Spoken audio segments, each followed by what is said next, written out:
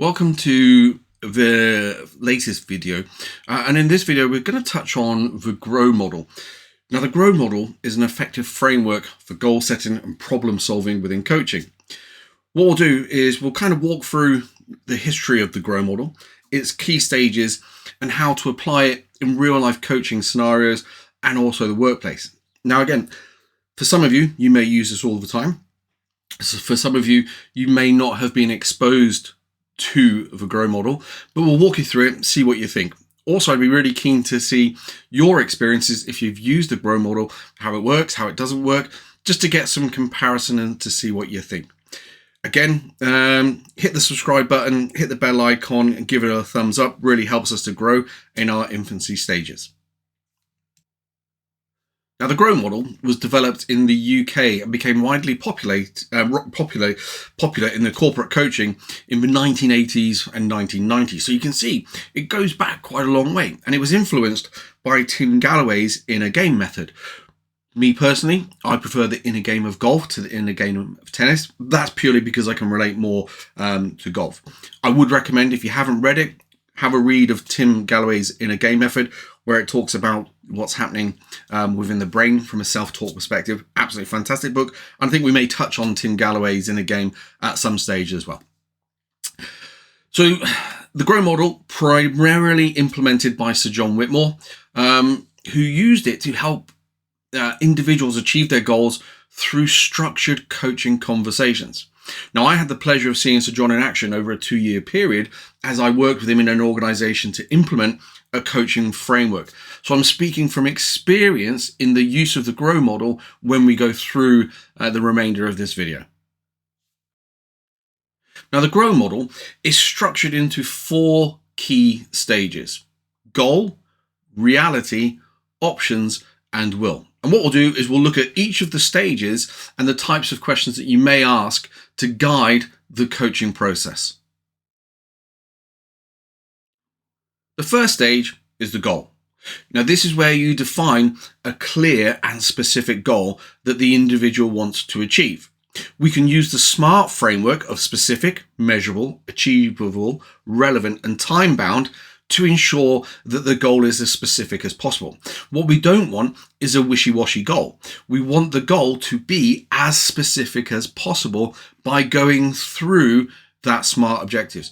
And again, a number of you will have seen how to use the SMART in other things. So the SMART is familiar to a lot of people, but we can really dig down and make sure. Now, if we apply the SMART at any stage it doesn't work, or the goal is not SMART, then we shouldn't use the goal. Now, if you think about it, apply that to KPIs that you may have been given, targets, objectives, whatever you're doing in life. If you apply that SMART to your goal and it's not working, then perhaps maybe you need to look at changing the goal.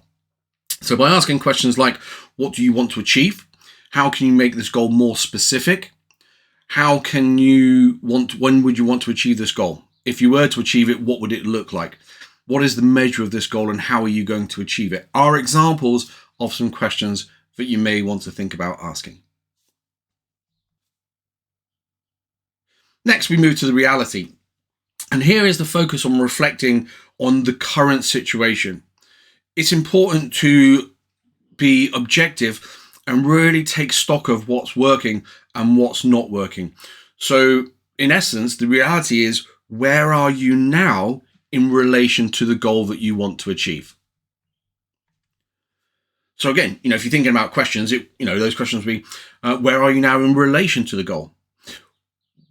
What progress have you made so far?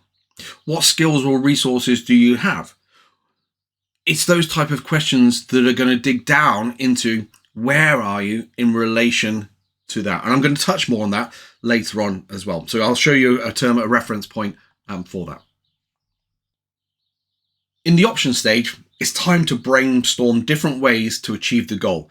The key here is to think creatively and explore multiple positions. It's, anything is what you could do.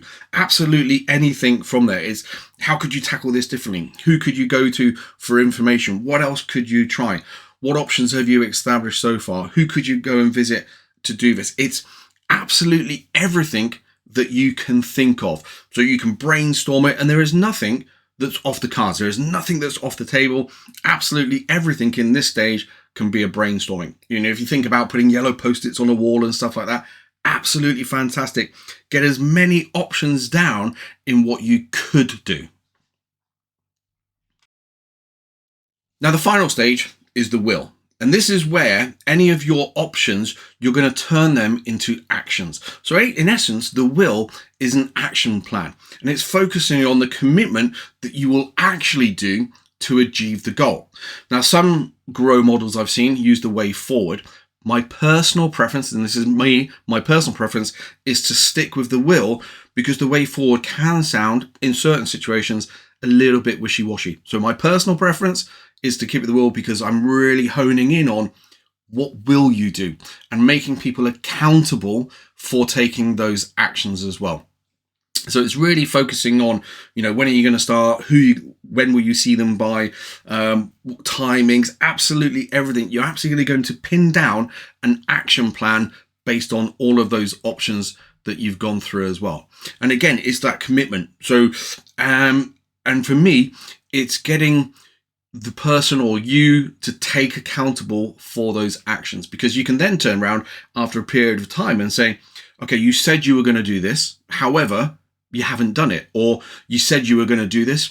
What results did you get? So we can look at those kind of results from there as well. But in essence, as I said, it is what will you do? Okay. So in essence, really, if you think about here is the goal and here is the reality, you could almost place that on like a gap analysis. You know, you're doing an analysis with a gap. So for example, if you're starting the year and you're talking about what a performance or your performance for the year from a KPI perspective, if you've got a KPI target, where are you now in relation to the KPI target? And that's your gap analysis. What you can now do is go through all of the options and produce an action plan on how you're going to achieve that objective of the KPI. So you can see that's something that you've probably done already or you're familiar with. What we've done is we've placed the grow model on top of an action or a target that you've got in the workplace so that it can help get the results. Because when we're talking about coaching, particularly for performance, it's about results. It's about the return of investment from getting those results. And therefore, for me, the grow model is almost like a primary model that I can place on top of other things that I'm doing as well. So again, KPIs, objectives, absolutely everything. If there's a goal somewhere, I need a reality. Where am I in relation to that goal? And then I can go through the rest of the grow process.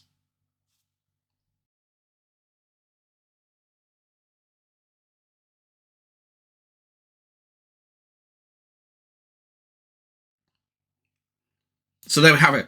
The Grow Tool is a powerful primary model framework for goal setting and coaching.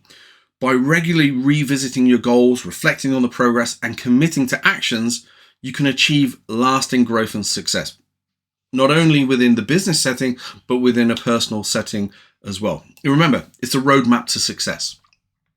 What I want to do, thank you for taking short time, quick introduction to the Grow if you haven't seen it before, and we'll maybe build on that in subsequent videos as well. Certainly we will touch on the inner game later on as well.